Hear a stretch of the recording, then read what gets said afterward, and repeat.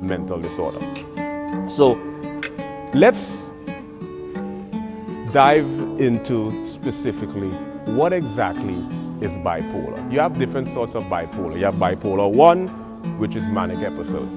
You have bipolar 2, which is hypomania.